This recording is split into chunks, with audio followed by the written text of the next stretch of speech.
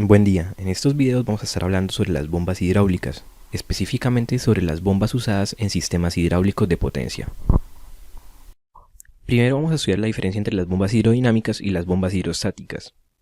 Las bombas hidrodinámicas se usan para transferir fluidos donde la resistencia es impuesta por el propio peso del fluido y por el rozamiento del sistema de transporte. Estas bombas funcionan mediante la fuerza centrífuga. El fluido entra por el centro del cuerpo de la bomba y es expulsado hacia el exterior de la misma por medio de un rodete que gira a determinada velocidad. En estas bombas no hay separación entre el puerto de entrada y el puerto de salida. Además, el desplazamiento de una bomba hidrodinámica disminuye cuando aumenta la resistencia. Debido a esta última característica, es por lo cual no se usan este tipo de bombas en los sistemas hidráulicos industriales. En el otro lado tenemos las bombas hidrostáticas. Estas bombas tienen un desplazamiento que es independiente de la presión de salida. Por lo tanto, son muy útiles para la transmisión de potencia. Además, suministran una cantidad determinada de fluido por cada revolución o ciclo. Estas son el tipo de bombas que se usan en la hidráulica industrial. También son denominadas bombas de desplazamiento positivo. La bomba es uno de los componentes más importantes en un circuito hidráulico. Su función es transformar la energía mecánica de un actuador primario en energía hidráulica. El actuador primario puede ser un motor eléctrico, un motor de combustión interna o incluso un accionamiento manual. El principio de funcionamiento de una bomba hidráulica es generar un volumen creciente en el lado de succión y luego un volumen decreciente en el lado de presión. Como ya vimos anteriormente, estas bombas son también llamadas bombas de desplazamiento positivo o bombas hidrostáticas y son aplicadas especialmente a los circuitos hidráulicos de potencia. Las bombas utilizadas en estos circuitos pueden ser de caudal fijo o de caudal variable. Y hay distintos tipos de bombas que se basan según cómo sea su construcción. En esta primera imagen podemos ver el símbolo de una bomba hidráulica de caudal fijo. El símbolo de una bomba es un círculo con un triángulo que apunta hacia afuera. Cuando este triángulo apunta hacia adentro, hablamos de un motor hidráulico. Por lo tanto, es importante notar que siempre que este triángulo apunte hacia afuera, es una bomba. Cuando a este símbolo que tenemos acá le añadimos una flecha que cruza la bomba, hablamos de una bomba de caudal variable, como la que tenemos en esta segunda imagen. En esta tercera imagen tenemos el círculo con dos triángulos. Esos dos triángulos quiere decir que nuestra bomba es reversible, es decir, que puede funcionar con este puerto como succión y este puerto como presión, o este puerto como succión y este puerto como presión. Además de eso, también tenemos la flecha que cruza, que nos indica que es una bomba de caudal variable. Por lo tanto, en conclusión, sería esta una bomba de caudal variable y reversible. Una bomba reversible también puede ser de caudal fijo, para lo cual tendríamos que quitar esta flecha y dejar únicamente el círculo con los dos triángulos. En esta imagen podemos ver una unidad de bombeo. Acá tenemos a la bomba y su actuador primario, que en este caso sería un motor eléctrico. Un parámetro muy importante en las bombas hidráulicas es el desplazamiento. El desplazamiento indica la capacidad de caudal de una bomba y se denota con la letra C sub B. El desplazamiento es el volumen de líquido transferido por revolución. Normalmente tiene las unidades de centímetros cúbicos por revolución o pulgadas cúbicas por revolución. El caudal teórico de una bomba se puede calcular multiplicando el desplazamiento por la velocidad de rotación del eje de la bomba. Normalmente esta velocidad de rotación está dada en revoluciones por minuto. Por lo tanto, obtendríamos un caudal teórico en las unidades de centímetros cúbicos por minuto o en pulgadas cúbicas por minuto. Debido a las fugas internas que presenta una bomba, el desplazamiento efectivo es menor. La razón en que se expresa esta disminución del desplazamiento se conoce como eficiencia volumétrica. La eficiencia volumétrica entonces sería el cociente entre el caudal real, caudal que suministra la bomba realmente al sistema, dividido en el caudal teórico. Si multiplicamos esta expresión por 100, obtendríamos la eficiencia volumétrica en porcentaje. El caudal real que circula por el sistema podría entonces ser calculado multiplicando el desplazamiento de la bomba por la velocidad de rotación por la eficiencia volumétrica, lo que es igual a multiplicar el caudal teórico por la eficiencia volumétrica. La eficiencia volumétrica de una bomba no es constante, ya que a medida que se aumenta la presión en la bomba, aumentan las fugas. Por lo tanto, a mayor presión, vamos a tener un descenso en la eficiencia volumétrica y por lo tanto un descenso en el caudal real que manda la bomba. En esta gráfica podemos ver una relación entre la presión y el flujo. Podemos ver entonces que a mayor presión tenemos menos flujo que sale de la bomba, lo que nos indica que la eficiencia volumétrica está disminuyendo a medida que se aumenta la presión. Las bombas hidráulicas no solo poseen eficiencia volumétrica, sino que también poseen eficiencia mecánica. La eficiencia mecánica se define como la razón entre la potencia hidráulica entregada por la bomba al sistema y la potencia consumida o suministrada por el actuador primario. Esta expresión que tenemos acá es la expresión de la eficiencia mecánica. Tendríamos que la eficiencia mecánica es el cociente entre la potencia que se entrega al sistema y la potencia que consume el motor. Finalmente tendríamos que nuestra expresión para calcular el caudal de la bomba sería el desplazamiento de la bomba multiplicado por la velocidad de rotación, multiplicado por la eficiencia volumétrica y multiplicado por la eficiencia mecánica. En esta gráfica podemos ver el comportamiento de la eficiencia mecánica. Tenemos flujo versus presión. A bajas presiones, la eficiencia mecánica es baja. Y luego que alcanza cierta presión, cierto determinado valor de presión, la eficiencia se mantiene casi constante, únicamente tiene un ligero decrecimiento. El producto entre la eficiencia volumétrica y la eficiencia mecánica se conoce como la eficiencia total, por lo que finalmente el caudal que manda la bomba al sistema podría ser calculado usando la siguiente fórmula: el desplazamiento de la bomba multiplicado por la velocidad de rotación multiplicado por la eficiencia total. Como ya había mencionado anteriormente, hay distintos tipos de bombas hidráulicas según su construcción. Podemos tener bombas de engranajes internos, externos o de engranajes tipo girorrotor. También podemos tener bombas de paletas equilibradas o no equilibradas hidráulicamente. Podemos tener bombas de pistones axiales, pueden ser en línea o en ángulo, también llamadas bombas de eje quebrado, o podemos tener bombas de pistones radiales.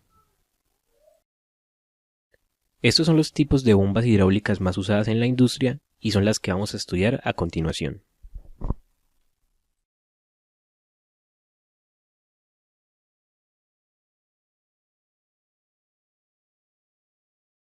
Vamos a empezar con las bombas de engranajes. Las bombas de engranajes consisten básicamente de una carcasa, un puerto de entrada, un puerto de salida, un engranaje impulsor, que es el que va conectado al actuador primario, y un engranaje impulsado, que es movido por el engranaje impulsor. También poseen unas placas laterales que cierran totalmente el cuerpo de la bomba por lado y lado.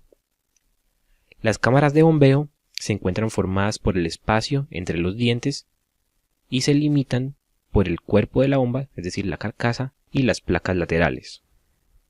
La acción de bombeo se da por el engrane y desengrane de los dientes. Acá podemos ver que los engranajes giran en direcciones opuestas.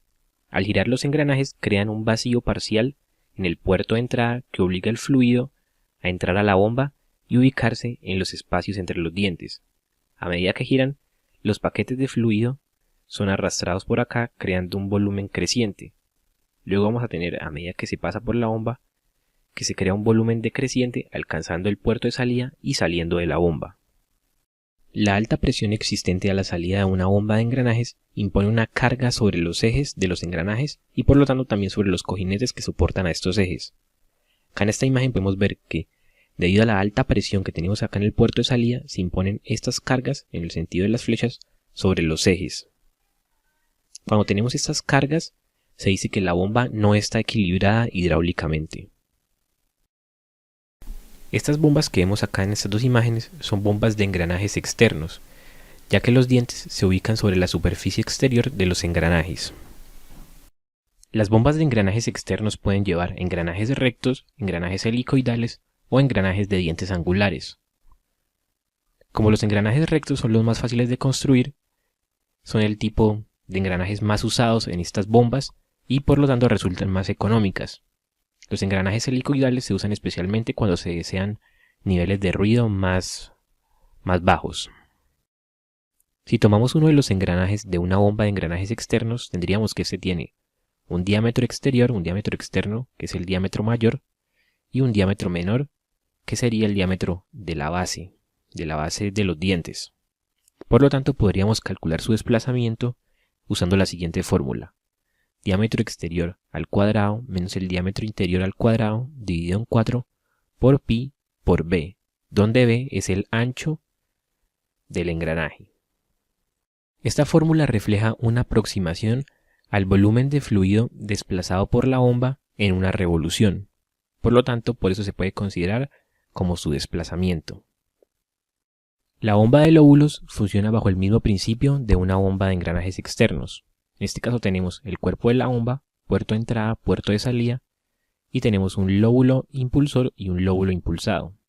También estas bombas se crea un vacío parcial en el puerto de entrada, se genera un volumen creciente que luego pasará a ser un volumen decreciente para salir finalmente el fluido presurizado de la bomba. Otro tipo de bomba de engranajes es la bomba de engranajes internos. Esta bomba consiste de una carcasa o cuerpo de la bomba, puerto de entrada, puerto de salida, tenemos un engranaje con dientes en la superficie exterior y tenemos un engranaje con dientes en la superficie interior. También tenemos acá una cuña o una media luna que se introduce para separar el puerto de succión del puerto de presión. El movimiento entra a través del engranaje que tiene los dientes en la superficie exterior. Y normalmente este engranaje está excéntrico con respecto al engranaje que tiene los dientes en la superficie interior. El funcionamiento de una bomba de engranajes internos es muy parecido al funcionamiento de una bomba de engranajes externos.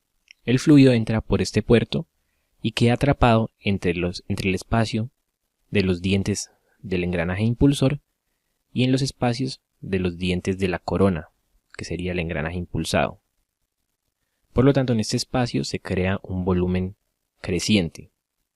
Luego, cuando se llega a este punto, se empieza a generar un volumen decreciente para que finalmente el fluido salga impulsado por el puerto de salida.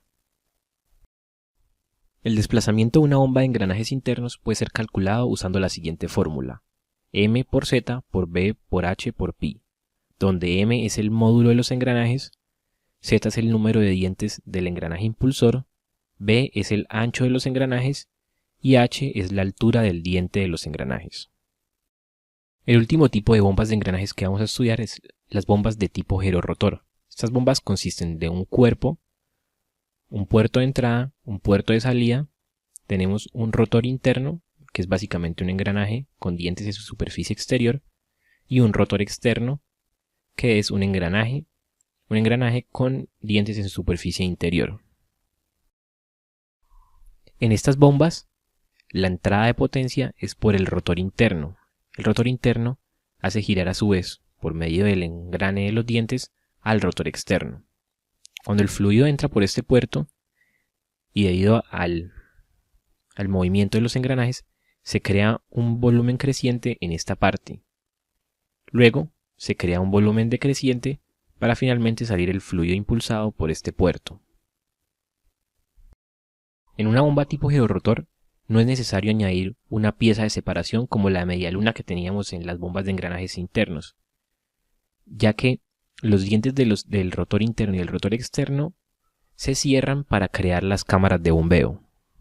El cálculo del desplazamiento de una bomba tipo girorrotor es un poco más complicado al cálculo que se usaba para el desplazamiento de una bomba de engranajes internos o una bomba de engranajes externos, ya que se deben determinar el área máxima entre el rotor interno y el rotor externo y el área mínima también entre estos dos rotores. La fórmula para calcular el desplazamiento de una bomba tipo girorrotor es la siguiente: área máxima menos área mínima multiplicado por b por z, donde b es el ancho de los engranajes y z es el número de dientes del engranaje impulsor.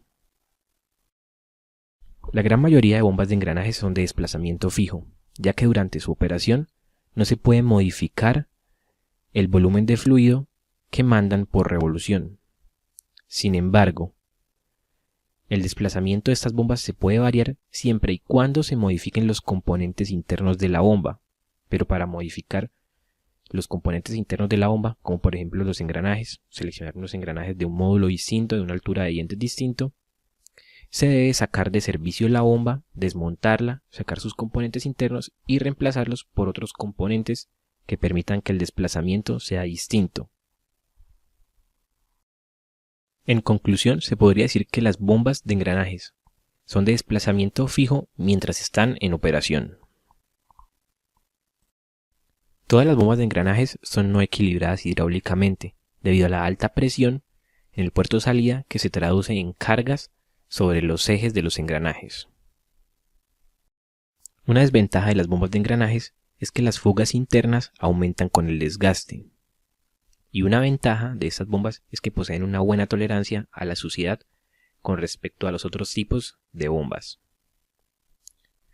Debido a los engranajes, estas bombas pueden tener niveles de ruido bastante altos.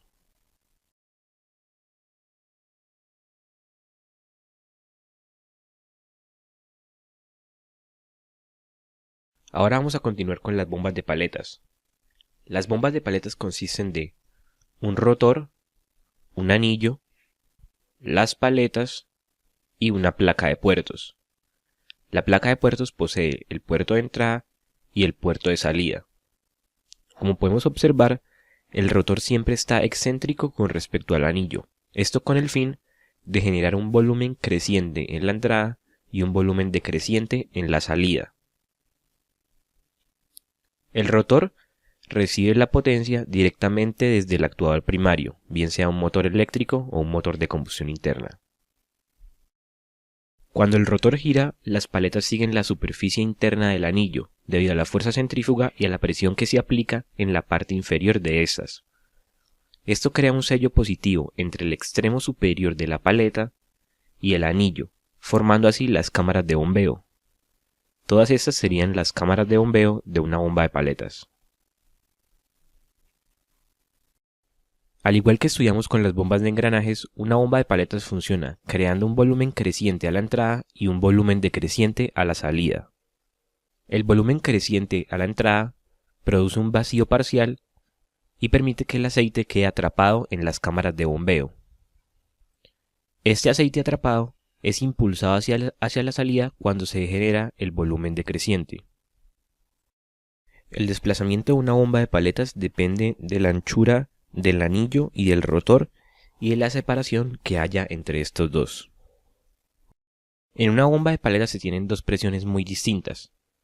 En el puerto de presión tenemos la presión de trabajo del sistema y en el puerto de succión tenemos una presión menor a la atmosférica. De esta manera, la mitad del mecanismo de bombeo está sometido a la presión de trabajo y la otra mitad del mecanismo de bombeo está sometido a una presión menor a la atmosférica. Esta diferencia de presiones crea una carga lateral sobre el eje, tal como podemos ver acá con esta flecha. Esta sería la carga resultante sobre el eje, impuesta sobre el eje que sostiene al rotor de la bomba. Esta carga sobre el eje puede ser muy intensa cuando se manejan altas presiones de trabajo. Siempre que tengamos esta carga lateral sobre el eje, se dice que la bomba no está equilibrada hidráulicamente. Para solucionar el problema del desequilibrio hidráulico, se tiene un diseño equilibrado hidráulicamente. Este diseño consiste de un anillo elíptico. El anillo elíptico lo podemos ver acá. Este anillo posee dos orificios de entrada y dos orificios de salida. Los dos orificios de entrada se encuentran espaciados 180 grados, al igual que los dos orificios de salida. Entre un orificio y otro hay un espacio de 90 grados. Acá en esta imagen lo podemos ver más fácilmente. Tenemos acá los dos orificios de salida y acá los dos orificios de entrada. Entre los orificios de entrada hay un espacio de 180 grados y entre los dos orificios de salida también hay un espacio de 180 grados, pero entre puerto y puerto hay un espacio de 90 grados. Con este diseño se logra que los dos cuadrantes de alta presión se opongan el uno al otro, de modo que la carga resultante sobre el eje sea nula. Acá podemos ver las dos flechas que indican el sentido de la fuerza sobre el eje debido a los dos puertos de salida. Como podemos ver, Los sentidos son opuestos, pero la magnitud de estas fuerzas es igual, ya que se trabaja con la misma presión de salida. Por lo tanto, la fuerza resultante sobre el eje va a ser nula. El desplazamiento de una bomba de paletas equilibrada hidráulicamente no puede variarse durante la operación. Sin embargo, hay distintos tipos de anillos elípticos que permiten cambiar el desplazamiento. Como podemos ver acá, al cambiar las dimensiones del anillo elíptico se puede ajustar el desplazamiento de la bomba, pero es necesario desmontar el mecanismo de bombeo para cambiar el desplazamiento. Generalmente las bombas de paletas poseen una unidad integral que contiene todo el mecanismo de bombeo. Esta unidad se conoce como cartucho ensamblado. Este cartucho consiste de placas de puertos, con los puertos de entrada y puertos de salida. Tenemos también el rotor, el anillo y las paletas. Acá podemos ver ya el cartucho ensamblado montado totalmente. Una de las grandes ventajas de usar el cartucho ensamblado es la facilidad para dar servicio a la bomba. En primer lugar, facilita el mantenimiento del mecanismo de bombeo. A medida que se usa la bomba, las partes se desgastan. El cartucho ensamblado permite que sea más fácil remover el mecanismo de bombeo y reemplazarlo por uno nuevo. En segundo lugar, el cartucho ensamblado facilita el cambio del desplazamiento de la bomba, ya que únicamente se debe reemplazar el cartucho ensamblado por otro cartucho que posea las mismas dimensiones exteriores, pero que internamente sea diferente para permitir un desplazamiento mayor o menor según se desee. Como ya habíamos visto anteriormente, cuando el rotor empieza a girar, las paletas son expulsadas debido a la fuerza centrífuga contra el anillo. Esto crea un sello positivo entre el extremo superior de la paleta y el anillo. Para asegurar este sello, una bomba de paletas debe operar con una velocidad mínima de 600 RPM.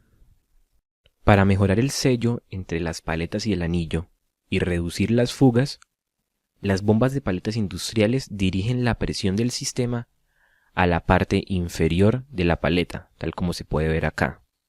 Aquí tenemos la paleta, el anillo, y en este espacio se dirige la presión del sistema, de modo que se crea un sello positivo más firme entre el extremo superior de la paleta y el anillo. Sin embargo, si la presión del sistema es muy alta, se va a producir desgaste en el anillo y en el extremo de la paleta.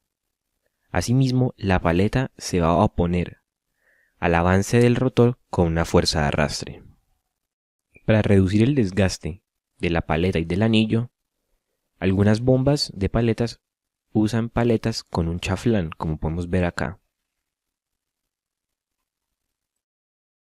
Otras formas para reducir el desgaste y la carga sobre las paletas es utilizar paletas duales. Acá tenemos dos paletas que poseen una ranura por donde pasa la presión del sistema. Estas paletas también tienen chaflán. También se pueden usar paletas internas o paletas con espigas. Hay unas paletas particulares que son las paletas cargadas por resorte. Estas paletas poseen un resorte en la parte inferior y este resorte prácticamente es quien genera el sello positivo entre el anillo y la paleta. Las paletas angulares también reducen el desgaste y la carga sobre las paletas sin introducir ningún otro dispositivo mecánico sobre la bomba. Simplemente hay que ubicar las paletas en cierto ángulo.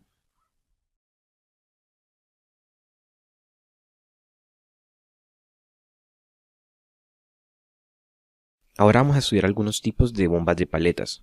Vamos a empezar con la bomba de paletas tipo redondo de la Vickers. Esta bomba es una bomba equilibrada hidráulicamente. Recibe el nombre debido a la forma de su cuerpo. El cartucho de una bomba de paletas tipo redondo consiste de anillo, rotor, paletas, pasador y placas laterales. Acá en este corte podemos ver en esta parte el anillo, acá tenemos las paletas, acá tenemos las placas laterales, que básicamente son las placas de puertos, y acá tenemos todo el cuerpo de la bomba con su respectivo eje, cojinetes, tornillos y los anillos. Las bombas de paletas tipo redondo dobles básicamente son dos bombas conectadas en paralelo accionadas por un mismo eje. De esta manera tenemos únicamente la entrada de potencia desde un mismo actuador primario para mover dos bombas que pueden ser de caudales diferentes. Aquí tenemos una representación simbólica de una bomba doble, que básicamente son dos bombas en paralelo. Por otro lado tenemos las bombas de paletas de dos etapas. Una bomba de dos etapas son dos bombas en serie accionadas por un mismo eje. Acá tenemos la representación simbólica de una bomba de dos etapas. Estas bombas permiten que la presión nominal sea el doble. La bomba de dos etapas de la Vickers posee un compensador de presión. Acá tenemos el corte de una bomba de paletas de dos etapas con compensador de presión. Acá tenemos la entrada de la bomba y este primer rotor sería la etapa 1. Este segundo rotor es la etapa 2. Acá tenemos los dos puertos de entrada a la primera bomba y acá un puerto que va al compensador de presión. De esta bomba tenemos dos salidas. Es una bomba equilibrada hidráulicamente. Tenemos acá las dos salidas y acá un pasaje que conecta hacia el compensador de presión con la presión intermedia. Esta línea naranja es la presión intermedia, la presión verde es la presión de entrada y esta presión con un naranja más oscuro es la presión del sistema. Acá tenemos la entrada, las dos entradas a la segunda etapa y luego las dos salidas de la segunda etapa para finalmente tener la salida de la bomba. El compensador de presión son dos pistones. El pistón que vemos en esta parte, es decir, el pistón que detecta la presión de salida, tiene la mitad del área del pistón que detecta la presión intermedia. Cualquier diferencia que haya en los desplazamientos de las dos etapas de bombeo tiende a aumentar o a disminuir la presión intermedia, es decir, la presión que vemos acá en este canal. Esto origina que los pistones se muevan para permitir la entrada o la salida de caudal en la cámara intermedia según se requiera, de modo que se aseguren caídas de presiones iguales en cada etapa. Los pistones del compensador de presión se mueven para mantener la relación de presiones en 2:1. Cuando la presión intermedia disminuye, los pistones se mueven hacia la derecha. Esto genera que se compense el déficit de caudal en la etapa número 1. Cuando la presión intermedia aumenta, los pistones se mueven hacia la izquierda, enviando el exceso de volumen, es decir, el exceso de aceite, a tanque. Ahora pasamos a las bombas duales o también llamadas bombas combinadas. Una bomba dual consiste de dos bombas en paralelo accionadas por un mismo eje. Normalmente una bomba es de alto caudal y otra bomba es de bajo caudal. Este paquete de bombeo lleva integrado una válvula de seguridad pilotada, una válvula de descarga tipo R y una válvula antirretorno entre las dos bombas. Adicionalmente poseen un orificio de entrada y dos orificios independientes de salida. Acá podemos ver la representación de una bomba dual. Tenemos acá una sola entrada para las dos bombas. Las dos bombas son accionadas por el mismo eje. Tenemos acá una bomba de alto caudal y una bomba de bajo caudal. La bomba de alto caudal va conectada a la válvula de descarga, una válvula de descarga tipo R. Acá podemos ver que el pilotaje está en esta línea y que la válvula de descarga va conectada a tanque.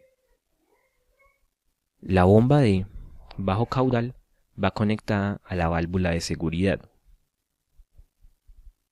una válvula de seguridad pilotada, y luego viene a tanque. Acá tenemos la salida de la bomba de alto caudal y acá tenemos la salida de la bomba de bajo caudal. Entre ambas bombas está ubicada la válvula antirretorno. Las bombas duales son muy usadas en sistemas alta-baja, donde se desea tener una carrera de aproximación rápida y luego una carrera de fuerza.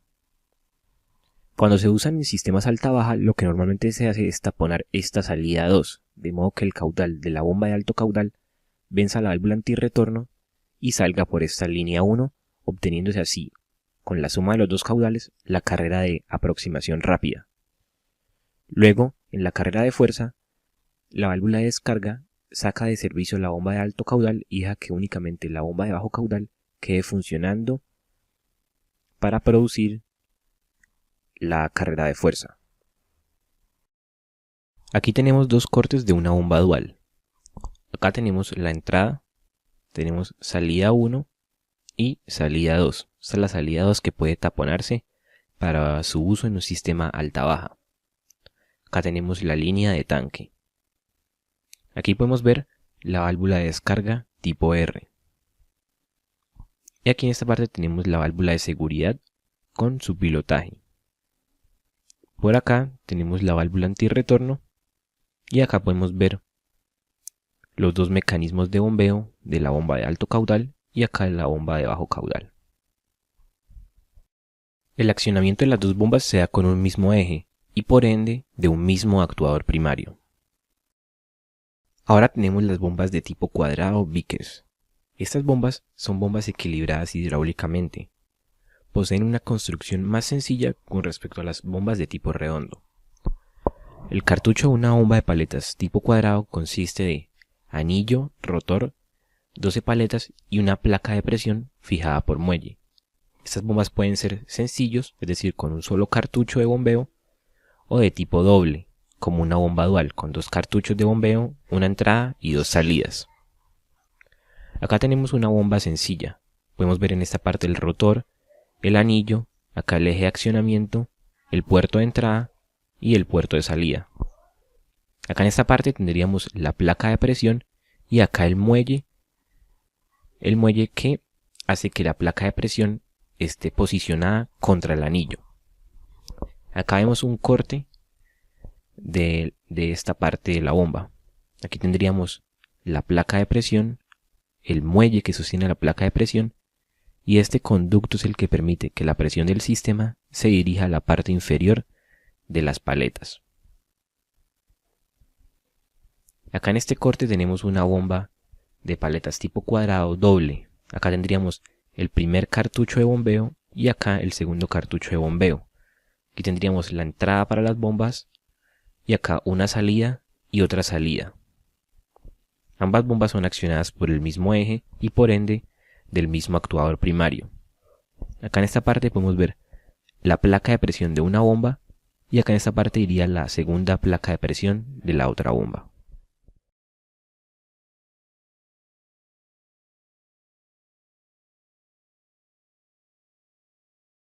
El desplazamiento de una bomba de paletas no equilibrada hidráulicamente puede ser calculado usando la siguiente fórmula: 2 por pi por b por e por d, donde b es el ancho de las paletas, e es la excentricidad del rotor con respecto al anillo y d es el diámetro interior del anillo.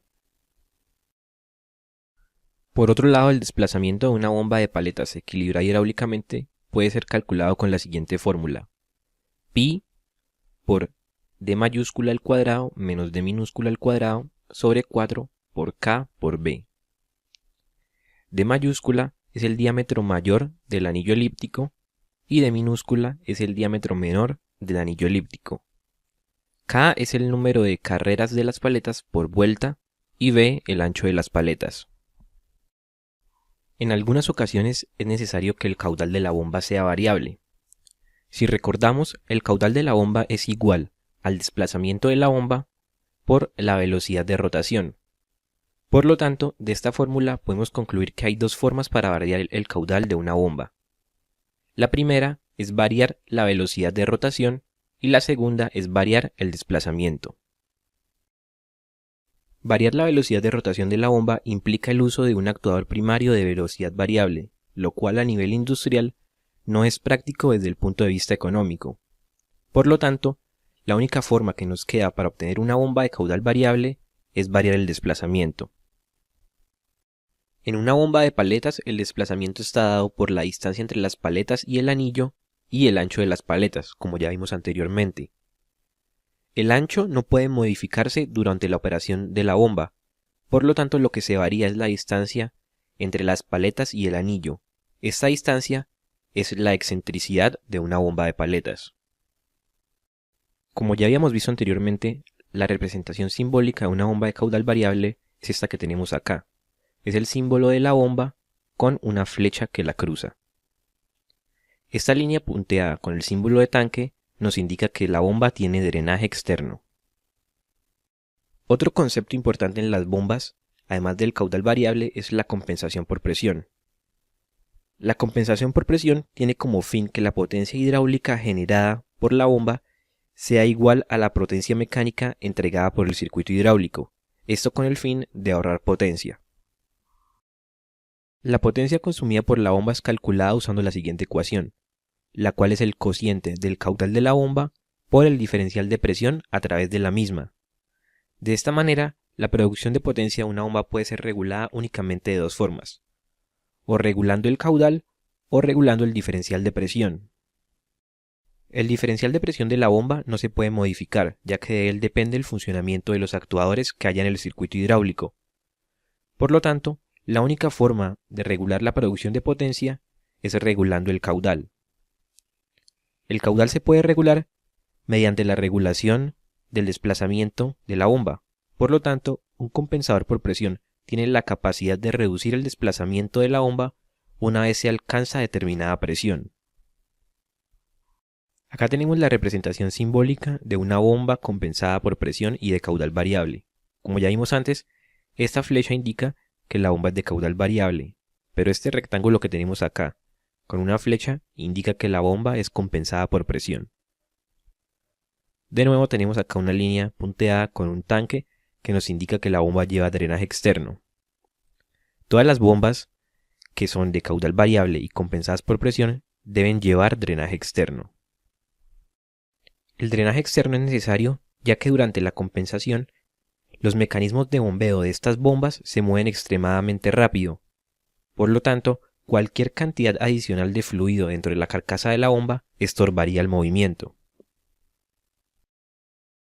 También se debe usar el drenaje externo para evitar sobrecalentamiento en el fluido, ya que las fugas de aceite son acumuladas dentro de la carcasa de la bomba, pero luego este volumen acumulado pasa de nuevo al puerto de entrada con su temperatura incrementada debido al paso por el mecanismo de bombeo.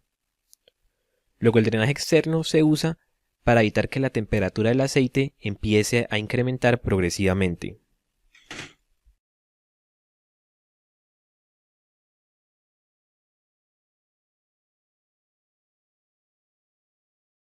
Vamos a empezar a estudiar ahora las bombas de paletas de caudal variable. Una bomba de paletas de caudal variable consiste de rotor, paletas, anillo movible, cojinete de empuje axial y un dispositivo para variar la posición del anillo. En este caso, el dispositivo es un tornillo de ajuste. Estas bombas son siempre desequilibradas hidráulicamente y no poseen cartucho ensamblado. Como ya habíamos comentado anteriormente, el desplazamiento de una bomba de paletas depende de la distancia entre el rotor y el anillo, es decir, la excentricidad del rotor, y del ancho de las paletas. Como el ancho de las paletas no se puede modificar durante la operación de la bomba, lo único que se puede hacer para variar el desplazamiento de la bomba y por lo tanto su caudal es variar la excentricidad del anillo. La excentricidad del anillo se varía usando el tornillo de ajuste que podemos ver acá en la figura de la bomba. Con el tornillo de ajuste totalmente adentro, como podemos ver en esta figura, se obtiene el máximo desplazamiento de la bomba, ya que tenemos la máxima excentricidad. Como ya vimos anteriormente, estas bombas funcionan creando un volumen creciente a la entrada y luego un volumen decreciente. La presión a la salida trata de empujar al anillo en contra del tornillo de ajuste. Es por esto que en cuanto más adentro esté el tornillo de ajuste, mayor va a ser la excentricidad. Si movemos el tornillo de ajuste hacia la izquierda, inmediatamente va a quedar un espacio libre entre el extremo del tornillo y el anillo. Pero tenemos que la presión que está actuando en la salida de la bomba va a mover inmediatamente al anillo para que quede de nuevo en contacto con el tornillo de ajuste. De esta manera se disminuye la excentricidad y por lo tanto el desplazamiento y el caudal de la bomba. Con el tornillo de ajuste totalmente afuera, vamos a tener que el rotor queda excéntrico con el anillo. Por lo tanto, en esta condición no se crea ni un volumen creciente ni un volumen decreciente. Por lo tanto, el caudal de la bomba es nulo. En conclusión, podemos decir que las bombas de paletas van desde el caudal máximo, que es cuando la excentricidad es máxima, hasta un caudal cero cuando el rotor está centrado con el anillo, es decir, cuando no hay excentricidad.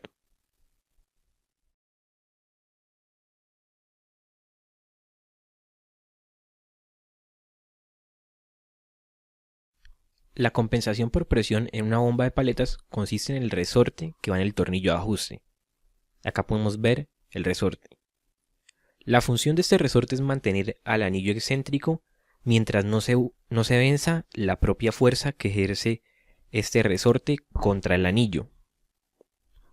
Una vez la presión supera el ajuste del resorte, el anillo se mueve comprimiendo a este y reduciendo así el desplazamiento de la bomba. Acá en esta figura podemos ver que siempre hay una fuerza en contra del cojinete de empuje axial y en contra del resorte debido a la presión de salida de la bomba. Esta fuerza está generando en todo momento que el anillo quiera estar menos excéntrico con respecto al rotor. Pero como tenemos acá ubicado un resorte, este resorte en todo momento está haciendo una fuerza en este sentido, de izquierda a derecha, para mantener la excentricidad máxima. Cuando la fuerza producida por la presión de salida de la bomba supera el ajuste del resorte, el anillo se va a mover comprimiéndolo a este, y por lo tanto se disminuye la excentricidad del rotor con respecto al anillo. Cuando esto sucede, se disminuye el desplazamiento y por ende se disminuye el caudal que la bomba manda. Esta fuerza seguirá actuando hasta permitir que el rotor quede totalmente centrado con el anillo y por lo tanto el caudal sea nulo. Con esto se asegura que la potencia generada por la bomba o la potencia consumida por la bomba sea aproximadamente igual a la potencia utilizada en los actuadores del circuito. Una vez la presión de salida disminuye y por lo tanto la fuerza generada por esta presión disminuye por debajo del taraje del resorte, el resorte devuelve al anillo a su posición de máxima excentricidad y por lo tanto la bomba queda de nuevo con su caudal máximo. En esta imagen tenemos el corte de una bomba de caudal variable compensada por presión. Acá podemos ver las paletas, el rotor, el anillo, el cuerpo de la bomba. Acá tenemos puerto de entrada y puerto de salida. En esta bomba se añade un tornillo de ajuste de caudal. Ese es el que permite determinar la excentricidad máxima del anillo y por lo tanto el desplazamiento máximo de la bomba. Aquí en esta parte podemos ver el cojinete de empuje axial. Y en esta parte tenemos el resorte del compensador de presión. Este resorte se puede talar utilizando este tornillo. Cuanto más se apriete el resorte, mayor va a ser la presión de compensación. El funcionamiento de la compensación por presión de esta bomba es idénticamente igual a como vimos antes. Cuando la presión de salida aumenta por encima del taraje del resorte, la presión de salida ocasiona que el anillo empiece a comprimir el resorte y esto va a disminuir la excentricidad del rotor respecto al anillo, disminuyendo así el desplazamiento de la bomba y su caudal. Esto se hará hasta que el caudal de la bomba sea cero. Una vez que la presión de salida disminuye por debajo del taraje del compensador, el resorte vuelve a ubicar al anillo en su posición de máxima excentricidad con respecto al rotor. Algunas bombas de paletas poseen compensación dual. La compensación dual la podemos ver acá en esta imagen. Tenemos acá todo el mecanismo de bombeo de una bomba de paletas, rotor, paletas y anillo. Acá tenemos el tornillo de ajuste de caudal máximo. Acá en esta parte tenemos toda la compensación. Esta compensación consta de una válvula de piloto, un orificio para la detección de la presión de salida del sistema, un primer compensador con resorte y este resorte se puede talar por medio de ese tornillo. Acá tenemos la segunda etapa de compensación que consta de una válvula direccional accionada por solenoide. y acá en esta parte tenemos un drenaje. Con la compensación dual se obtienen dos ajustes del compensador de presión. El primer ajuste se tiene cuando no se ha activado el solenoide de la válvula direccional. Por lo tanto, se tiene el ajuste de la válvula de piloto más el taraje del resorte del compensador. El segundo ajuste del compensador de presión es cuando se actúa la válvula direccional. En ese momento, el ajuste está determinado únicamente por el resorte del compensador. Vamos a examinar la primera condición del ajuste del compensador, que es cuando no se ha accionado el solenoide de la válvula direccional. Acá en esta imagen tenemos esa primera condición. La presión de salida de la bomba se detecta por este orificio, y el aceite queda atrapado en esta cámara ya que la válvula direccional no permite que pase hacia el drenaje. Una vez la presión de salida de la bomba supera a la presión necesaria para vencer el resorte de la válvula piloto y la presión necesaria para vencer el resorte del compensador, este obturador sale de su asiento, permitiendo que esta cámara quede libre hacia el drenaje. Esto va a permitir que la presión de salida pueda mover al anillo, comprimiendo este resorte y así disminuyendo el desplazamiento de la bomba. Suponiendo que la válvula piloto está ajustada a 700 psi y que el resorte del compensador está ajustado a 300 psi, vamos a necesitar una presión superior a 1000 psi para que la bomba empiece a ser compensada. Si la presión está por debajo de 1000 psi, la bomba se mantiene en su condición de máximo desplazamiento. La segunda condición de ajuste del compensador de presión se obtiene cuando se acciona el solenoide de la válvula direccional. Cuando esto ocurre, el carrete es desplazado para conectar el orificio de detección de presión con el drenaje. En ese momento, la única fuerza que mantiene al anillo en su posición de máxima excentricidad es la fuerza del resorte del compensador. Por lo tanto, tal como habíamos dicho antes, si este resorte está ajustado a 300 psi, cuando la presión a la salida de la bomba supere los 300 psi, la presión de salida va a empezar a generar que el anillo comprima el resorte y que por lo tanto se disminuya la excentricidad de la bomba. Mientras la presión sea menor a 300 psi, el resorte va a permitir que el anillo quede en su posición de máxima excentricidad y por lo tanto en la posición de máximo caudal de la bomba.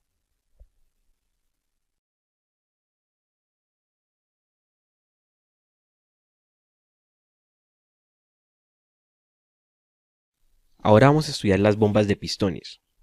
Estas bombas funcionan a causa del movimiento reciprocante o alternativo de los pistones dentro de un orificio o cilindro. Cuando el pistón está en su carrera de retroceso, él va a crear un volumen creciente, y este volumen creciente básicamente es una succión del fluido.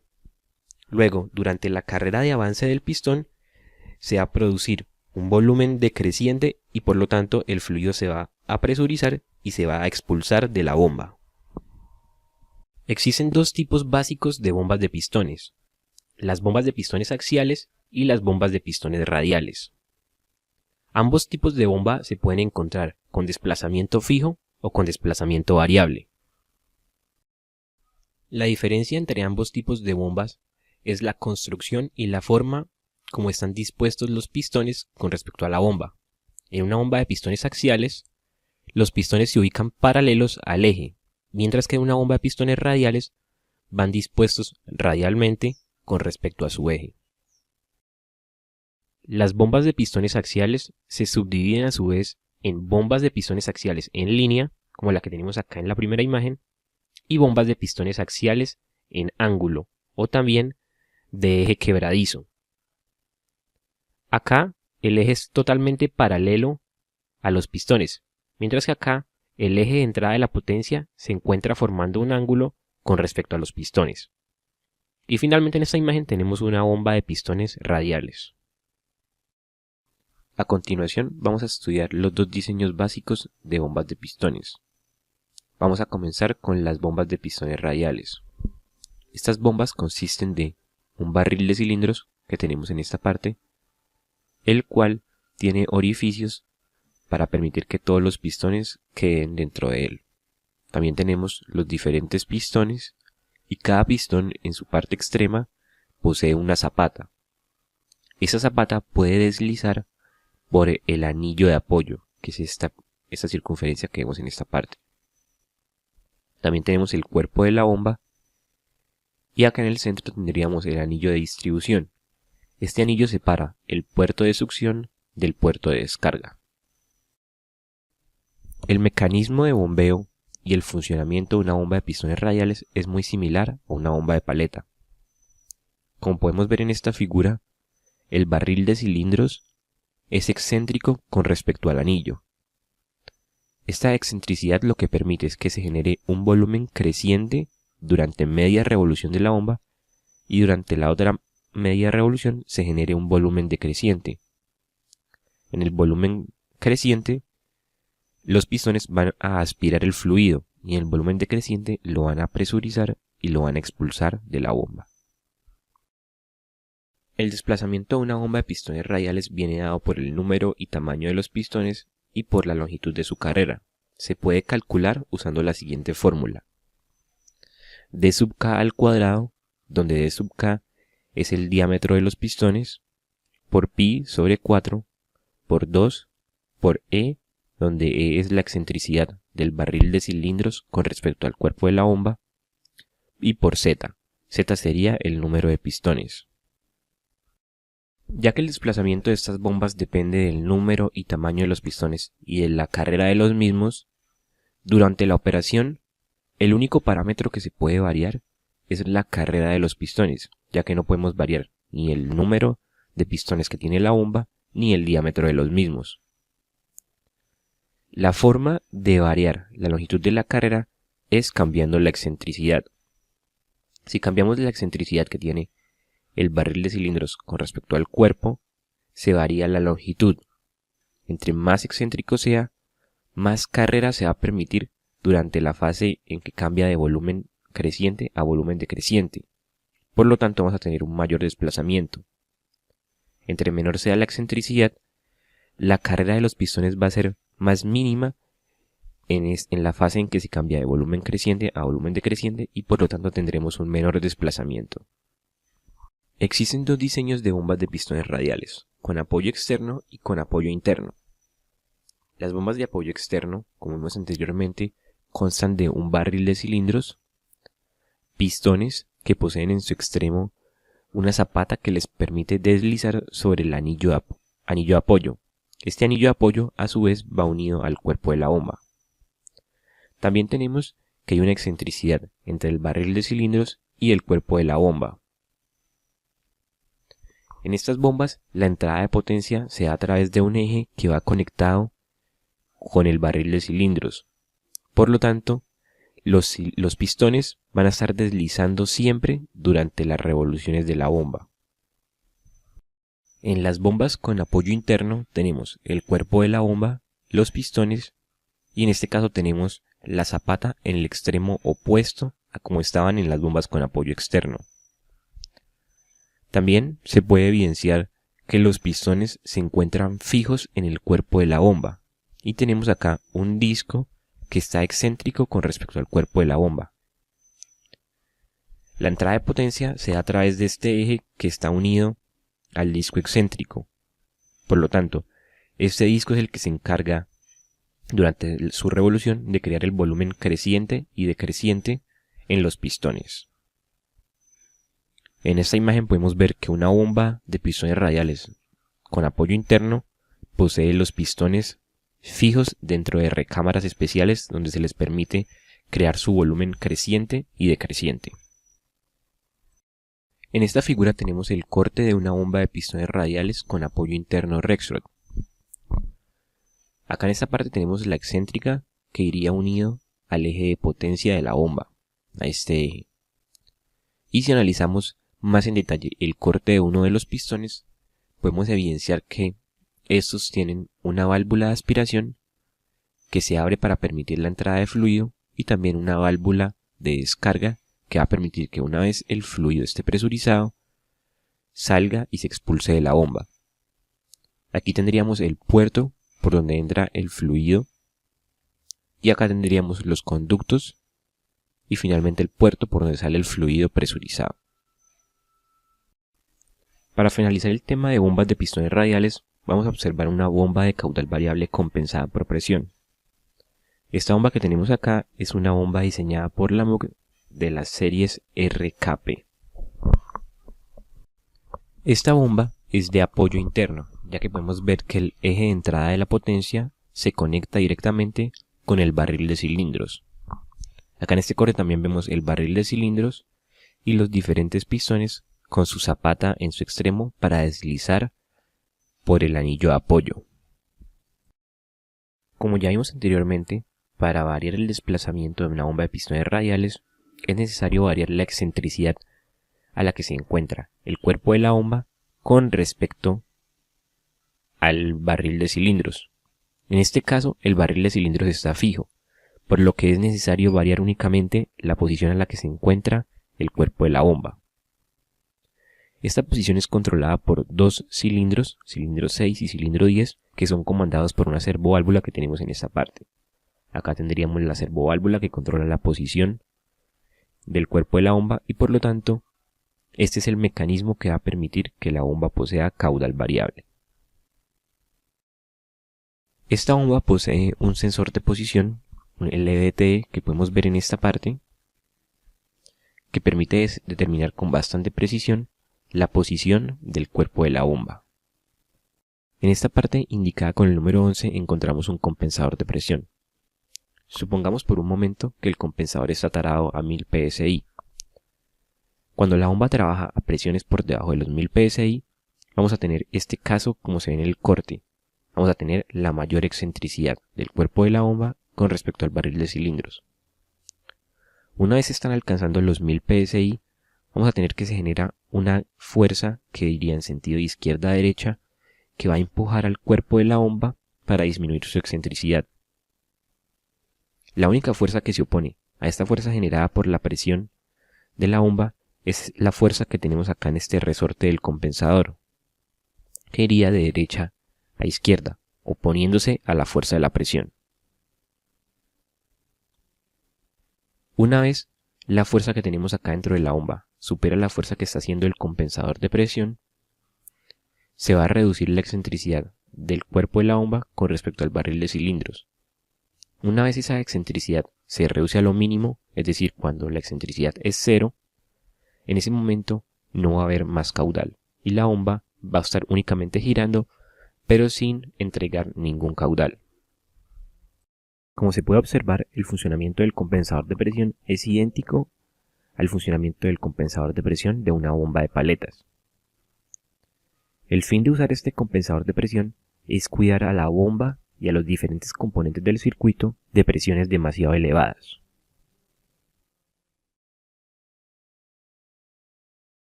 Vamos a continuar el estudio de las bombas de pistones hablando sobre las bombas de pistones axiales en línea.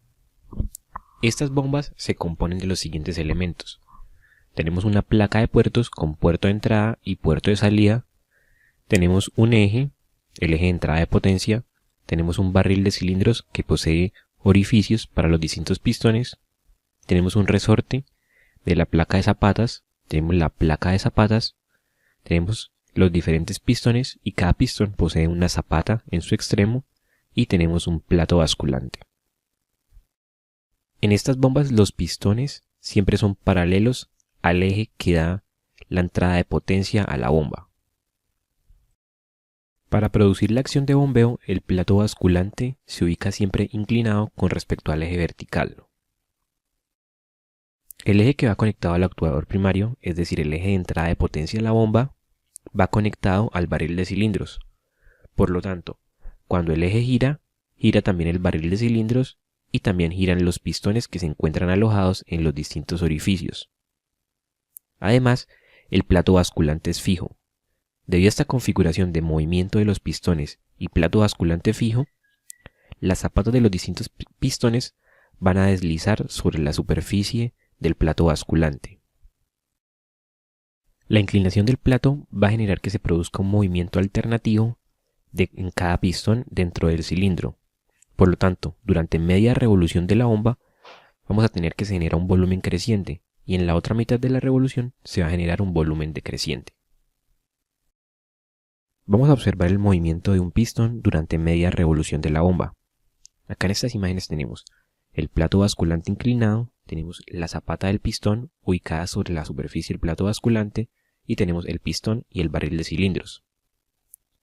En esta posición, que es la posición donde el volumen es mínimo, se empieza a dar el movimiento del barril de cilindros. Este movimiento genera que también el pistón empiece a deslizar sobre la superficie del plato basculante. Como vemos, se empieza a generar un aumento en la carrera que posee el cilindro, por lo tanto se va a generar un volumen creciente.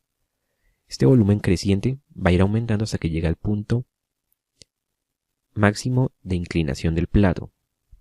Durante toda esta carrera se genera el volumen creciente y por lo tanto la bomba aspira el fluido. Ahora, la siguiente media revolución de la bomba se va a generar el movimiento contrario, ahora va a estar descendiendo. Durante este descenso se genera un volumen decreciente que va a presurizar el fluido y lo va a expulsar de la bomba. En esta imagen podemos repasar los distintos componentes de una bomba de pistones axiales en línea. Acá en esta parte tenemos los puertos de entrada y salida, o puertos de succión y de descarga. Acá tendríamos el barril de cilindros con sus distintos orificios para los pistones. Como podemos ver acá en esta parte, tenemos una ranura estriada que se va a conectar con el eje de entrada de potencia. También tenemos acá los pistones y como vemos, cada pistón posee su zapata. Acá tenemos la placa de zapatas, tenemos también un anillo de apoyo y acá tenemos el plato basculante. Este plato, como vemos acá, tiene unos ejes para permitir que se ubique inclinado. Es importante tener claro que el barril de cilindros siempre va acoplado al eje que se conecta con el actuador primario, es decir, el barril de cilindros gira al igual que el eje y los pistones giran para seguir la superficie del plato basculante. Acá en este corte podemos ver la sección estriada del eje que permite que se conecte el eje con el barril de cilindros. El eje puede ir ubicado en el extremo del barril donde se ubica la placa de puertos o en el extremo del plato basculante. Acá en estas tres imágenes lo hemos ubicado en el extremo del plato basculante. Con esta imagen podemos repasar de nuevo cómo es el funcionamiento de una bomba de pistones axiales en línea. Tenemos acá el orificio de entrada. Durante media revolución de la bomba se va a generar un volumen creciente debido a que los pistones siguen la superficie del plato basculante. Este volumen creciente va a permitir que la bomba aspire el fluido. Durante la siguiente media revolución se va a generar un volumen decreciente que va a presurizar y expulsar el fluido por este orificio. Y con esta imagen podemos repasar los distintos componentes de una bomba de pistones axiales en línea.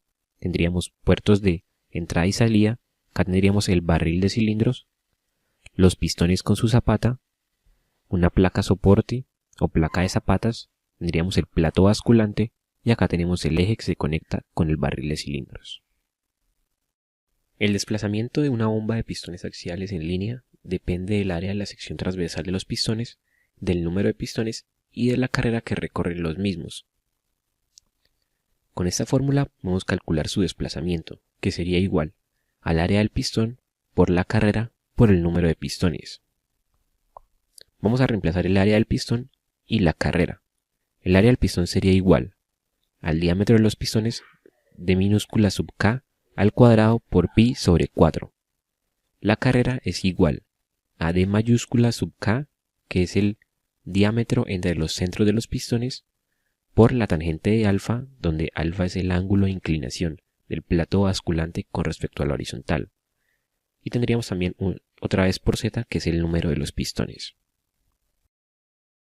Para variar el desplazamiento de una bomba de pistones axiales en línea durante su funcionamiento, debemos analizar qué parámetros que determinan el desplazamiento se pueden modificar durante su operación.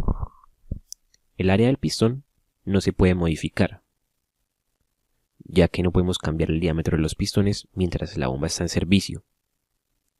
El número de pistones tampoco lo podemos modificar, De esta manera, el único parámetro posible de modificar durante la operación de la bomba es la carrera de los pistones.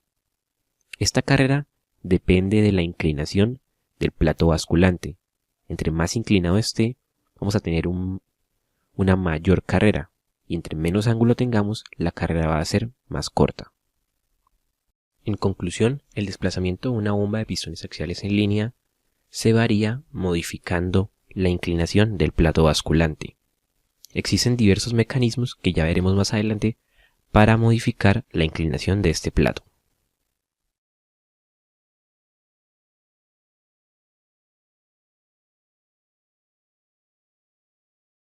Siguiendo con el tema de bombas de pistones axiales en línea, vamos a analizar el caso cuando se tiene el diseño de caudal variable. Como ya vimos anteriormente, el área de la sección transversal de los pistones y el número de pistones no se puede cambiar durante la operación. Luego, la única alternativa que tenemos para poder variar el caudal es modificar el ángulo de inclinación del plato.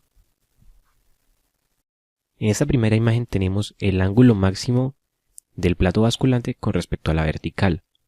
Por lo tanto, la longitud de la carrera es máxima y el desplazamiento de la bomba va a ser máximo. A medida que se reduce la inclinación del plato, la longitud de la carrera se reduce y por lo tanto vamos a tener un desplazamiento más reducido. El caso cuando el desplazamiento es nulo es cuando tenemos la placa o el plato basculante totalmente horizontal. En este caso, no va a haber ningún flujo por la bomba. Una ventaja de las bombas de pistones axiales en línea de caudal variable es que se puede cambiar el sentido de funcionamiento de la bomba sin cambiar el sentido de giro del actuador primario. Por ejemplo, acá tenemos la entrada de caudal por el puerto A y la salida por el puerto B. Y tenemos la bomba girando en este sentido debido al actuador primario. Si nosotros centramos el plato basculante, no va a haber flujo. Ahora, si cambiamos la inclinación, ya no estaba la inclinación en este sentido, sino ahora en este sentido, vamos a tener que la bomba va a aspirar fluido por el puerto B y va a descargar por el puerto A. Vamos a pasar a estudiar ahora las bombas de pistones axiales de caudal variable con compensador de presión. Estas bombas consisten de un barril de cilindros, una placa de puertos con puerto de succión y puerto de descarga, los pistones con su respectiva zapata, tenemos el plato basculante, tenemos un tornillo de ajuste de caudal máximo, vamos a tener un pistón de regulación que se ubica en esta parte, este pistón también posee un resorte, vamos a tener un conmutador compensador que también posee un resorte y vamos a tener una válvula piloto para el ajuste del compensador. Esta válvula también posee su resorte. Y tenemos distintos orificios que permiten comunicar la presión de salida al compensador. En estas bombas, el eje que transmite la potencia va conectado directamente al barril de cilindros. El tornillo de ajuste de caudal que se ubica en esta parte limita físicamente el ángulo máximo del plato basculante. Por lo tanto, es él quien va a determinar el desplazamiento máximo de la bomba. Al roscar o desenroscar ese tornillo, vamos a permitir que la bomba tenga un mayor o menor desplazamiento máximo. Ya sabemos que durante la operación de la bomba, en una revolución de ella, la mitad de los pistones van a estar creando un volumen creciente, mientras que la otra mitad van a estar creando un volumen decreciente.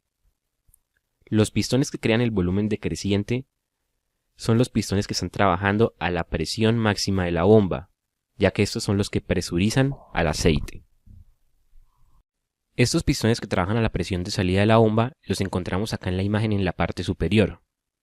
Debido a esta presión de salida y a la inclinación del plato, los pistones van a tratar en todo momento de poner la placa en su sentido vertical.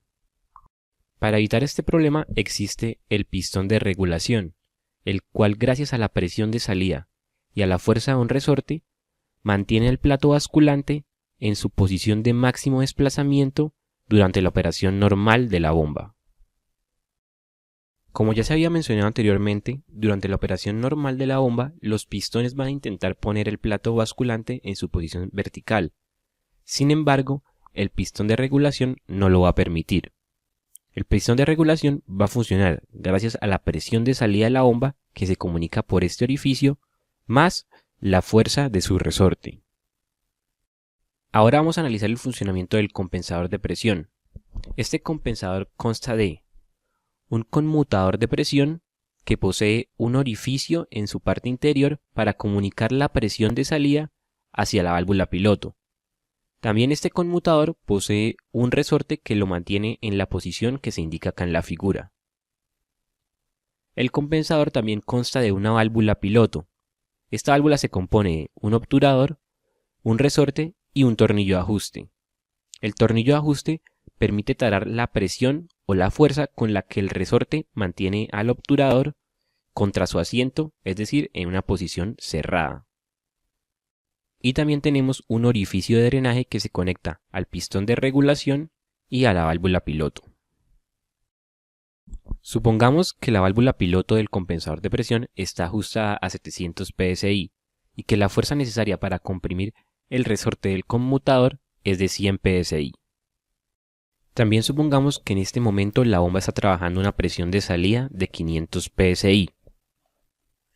La presión de salida va a ser detectada por este orificio que lleva hasta el conmutador. Acá tendríamos sobre esta cara una fuerza aplicada debido a los 500 psi de la salida de la bomba. Pero también esta presión se comunica por el interior del conmutador hasta llegar a la válvula piloto. Como la presión de ajuste de la válvula piloto es mayor a la presión de la salida de la bomba, el obturador de la válvula piloto no se mueve de su asiento. Por lo tanto, vamos a tener acá una acumulación de presión igual a los 500 psi de la salida de la bomba, que va a generar una fuerza que se aplica sobre esta cara, tal como vemos. Además de esta fuerza, vamos a tener también la fuerza del resorte que mantiene al conmutador en esta posición. Por lo tanto, tendríamos acá 500 psi más 100 psi del resorte, que son mayores a los 500 psi que se estarían aplicando sobre esta cara. Por lo tanto, el conmutador no se va a poder mover de la posición en la que se encuentra en esta figura. Con esto podemos concluir que la presión necesaria para compensar la bomba va a ser el ajuste de la válvula piloto más el ajuste del resorte del conmutador. Teniendo estas condiciones que se ven en la imagen, necesitaríamos una presión de alrededor de 800 psi para compensar la bomba y producir que el plato basculante sea movido a su posición vertical. Este caso lo podemos observar en esta imagen. Tenemos que la presión de salida aumentó un poco por encima de los 800 psi.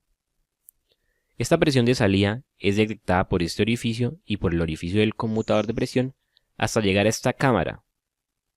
Debido a que la presión de salida es mayor al ajuste de la válvula piloto, el obturador de la válvula va a ser movido inmediatamente de su asiento y esta cámara del conmutador va a ser drenada a tanque. Esto va a generar que la presión en esta cámara se reduzca a una presión mínima. Por lo tanto, la única fuerza que mantiene al conmutador en la posición que se ve en esta imagen es la fuerza del resorte. Como la presión de salida es mayor que la presión que ejerce el resorte, inmediatamente el conmutador va a ser movido de su posición. En este caso se movería de derecha a izquierda. Esto causaría que esta cámara del pistón de regulación sea drenada a tanque.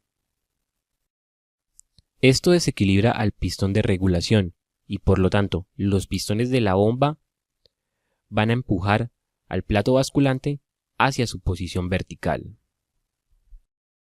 Resumiendo esto, se puede decir que cuando la presión de la salida de la bomba aumenta por encima del ajuste de la válvula piloto y del resorte del conmutador, los pistones presurizados se van a encargar de empujar la placa basculante hacia su posición vertical. En esta imagen tenemos una bomba de pistones axiales de caudal variable con compensador de presión de diseño Vickers. Esta bomba posee un resorte en esta parte para mantener el plato basculante en su posición de máximo desplazamiento. El compensador de presión consta de una válvula piloto, un pistón, un pasaje de drenaje y un pasaje para la comunicación de la presión de salida de la bomba. La presión de salida de la bomba es detectada por el compensador de presión a través de este orificio. Cuando la presión de salida de la bomba aumenta por encima del ajuste de la válvula del compensador, vamos a tener que este conmutador se mueve y permite que el fluido presurizado pase a llenar este cilindro. Este cilindro se extenderá y va a mover al bloque basculante hasta su posición vertical, reduciendo el caudal a cero.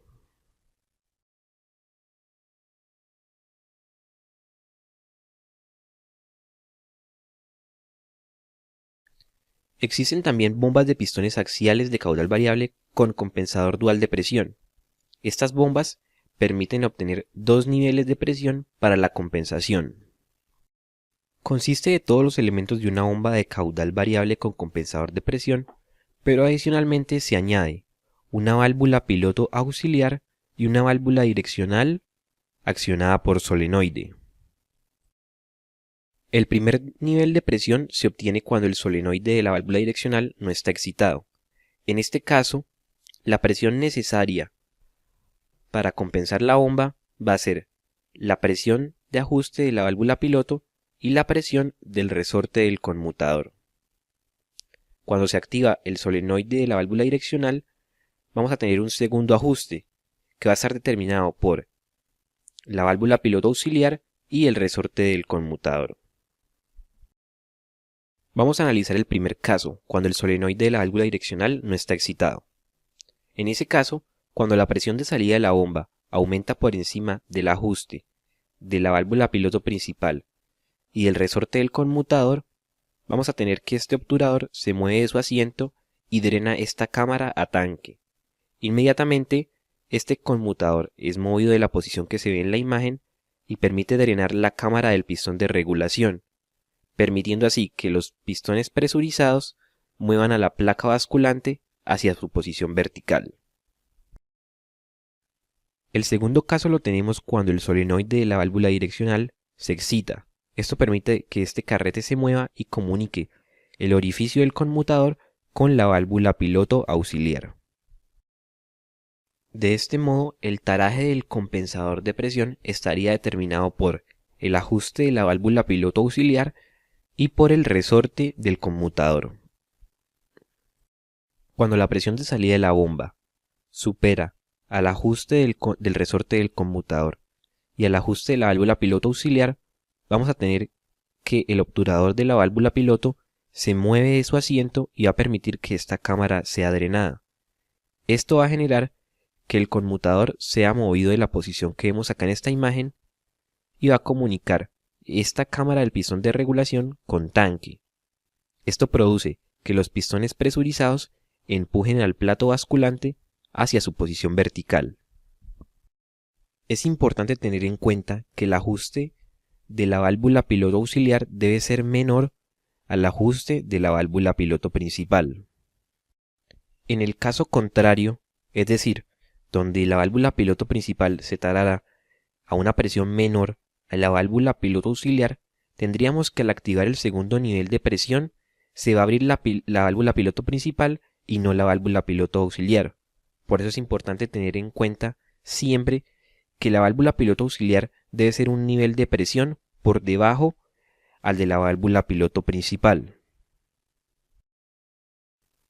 Estas bombas se utilizan cuando en un circuito hay dos actuadores con requerimientos de presión distintos, ya que permiten obtener dos niveles de presión para la compensación.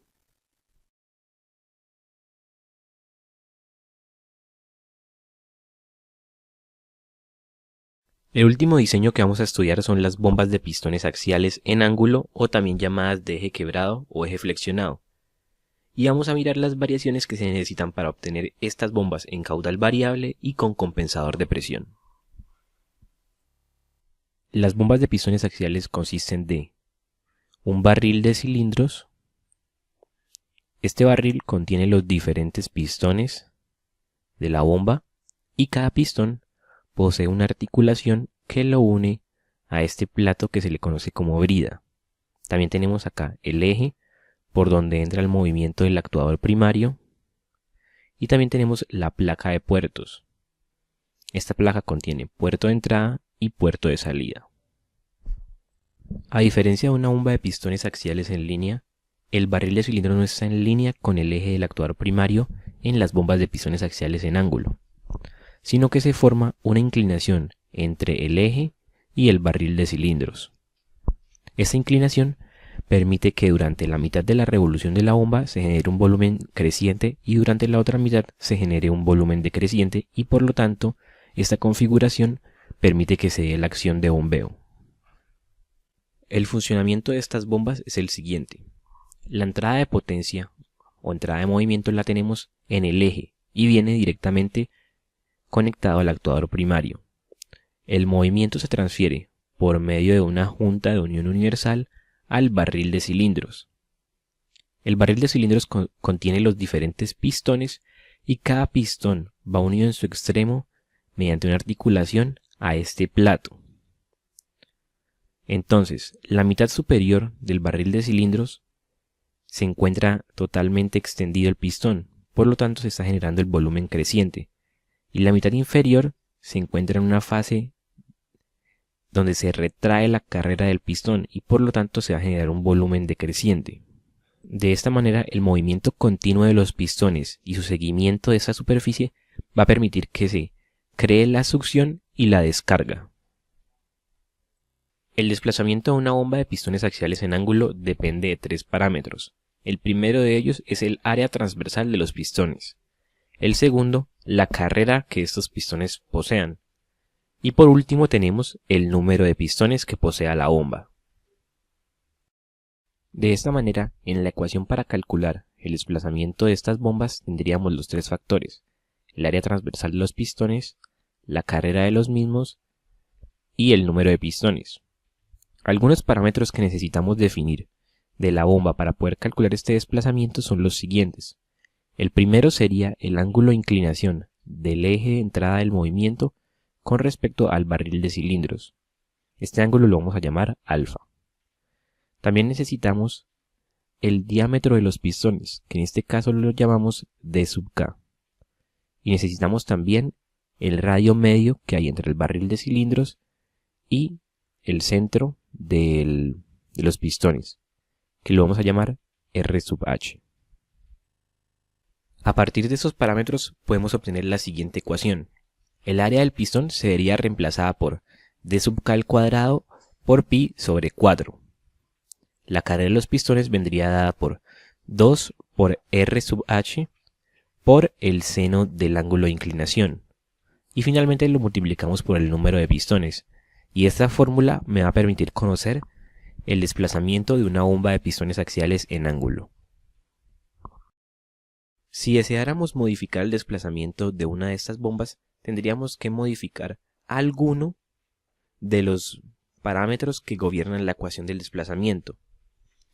El área transversal del pistón es imposible de variar durante la operación de la bomba, por lo tanto este parámetro no lo vamos a tener en cuenta. El número de pistones también es imposible de modificar durante la operación. Luego el único parámetro que nos queda para variar el desplazamiento de una bomba durante su operación es la carrera. Esta carrera, como vimos, depende del radio medio del barril de cilindros y del ángulo de inclinación. Es claro que este radio medio tampoco se puede variar durante la operación. Luego la única forma para variar el desplazamiento de una bomba de pistones axiales en ángulo es modificar el ángulo formado entre el eje y el barril de cilindros. Con estas imágenes podemos entender el funcionamiento de una bomba de pistones axiales en ángulo de caudal variable. Acá en esta primera imagen tenemos la máxima carrera del pistón. Como vemos, esta máxima carrera se obtiene cuando el ángulo es máximo. Ahora, si reducimos el ángulo, la carrera se ve reducida, por lo tanto vamos a tener un menor desplazamiento.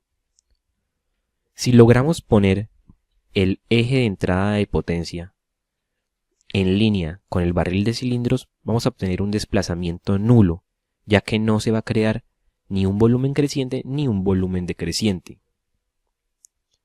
Normalmente en este tipo de bombas el máximo desplazamiento se obtiene a 30 grados y el mínimo desplazamiento o desplazamiento nulo a 0 grados.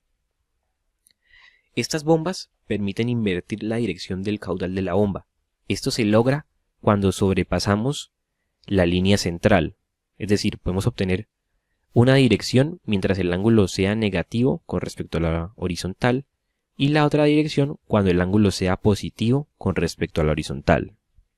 Esta inversión en la dirección del caudal de la bomba se logra únicamente variando el ángulo y sobrepasando la línea central, y no variando la dirección de giro del actuador primario, lo cual es una ventaja en los sistemas hidráulicos, ya que únicamente al sobrepasar, bien sea hacia el lado positivo o hacia el lado negativo, el eje central de la bomba, ya vamos a poder invertir la dirección del caudal. Y esta inversión de la dirección se da gracias a que, al sobrepasar, bien sea hacia el lado positivo o hacia el lado negativo, la línea central, los puertos de entrada y de salida cambian y por lo tanto la dirección en la que va a fluir el aceite cambia. En esta imagen tenemos el corte de una bomba de pistones axiales en ángulo de caudal variable. Tenemos que esta bomba consta de un cuerpo que contiene a todas las diferentes partes de la bomba. Acá en esta parte tenemos el eje impulsor que se conecta mediante una unión universal al barril de cilindros. El barril de cilindros contiene los diferentes pistones y cada pistón va unido a la brida por medio de una articulación. El barril de cilindros va contenido dentro de un bloque basculante y todo este bloque es el que se mueve para obtener los distintos desplazamientos de la bomba. En esta posición en que se encuentra acá tendríamos el máximo desplazamiento en una dirección. Si ponemos al barril de cilindros en línea con el eje impulsor, tendríamos un desplazamiento nulo. Y si lo subimos hasta la parte más superior, obtendríamos de nuevo el mayor desplazamiento de la bomba, pero en dirección contraria. El desplazamiento se varía a medida que se varía el ángulo en las distintas posiciones, que serían infinitas, en que se puede posicionar este bloque basculante. Uno de los elementos utilizados en las bombas de pistones axiales en ángulo para modificar el desplazamiento es el tornillo de ajuste de caudal. Acá podemos ver el tornillo de ajuste, el cual va unido a un elemento y también va unido al bloque basculante. De modo que al girar el tornillo de ajuste se va a mover el elemento y también se va a modificar el ángulo existente entre el eje primario y el bloque basculante. De este modo se aumenta o se reduce la inclinación y por lo tanto se aumenta o se reduce el desplazamiento de la bomba. En esta parte superior tenemos un cilindro de mantenimiento. Este cilindro se encarga de mantener a la bomba en su posición de máximo desplazamiento, es decir, en la posición que le imponga el tornillo de ajuste.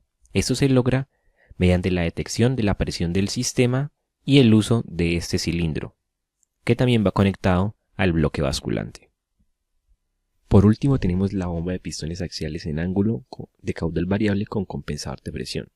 Con esta imagen podemos entender el funcionamiento de estas bombas. Acá en esta parte tenemos el bloque basculante que contiene a los pistones. Este bloque basculante está en contacto con dos pistones. El primer pistón es el pistón de mantenimiento, el cual detecta la presión del sistema y se encarga de mantener a la bomba en su posición de máximo desplazamiento.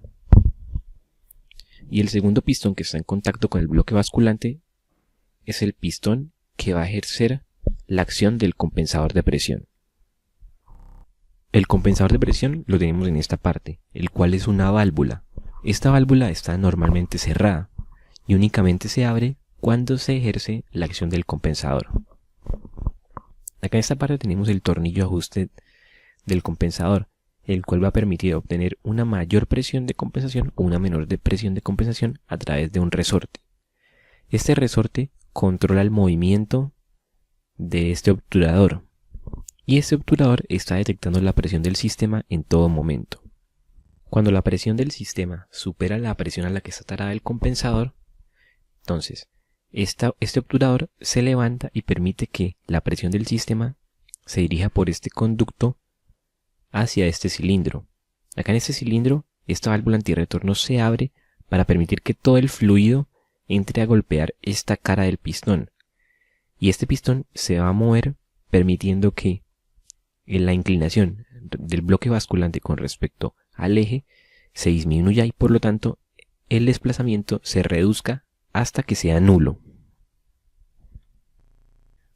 Ahora, cuando la presión del sistema está por debajo de la presión del compensador, entonces esta presión se dirige por este conducto hacia el cilindro de mantenimiento, el cual mantiene el bloque basculante en su posición de mayor desplazamiento. Y este pistón del compensador de presión es drenado hacia tanque por medio del mismo compensador de presión.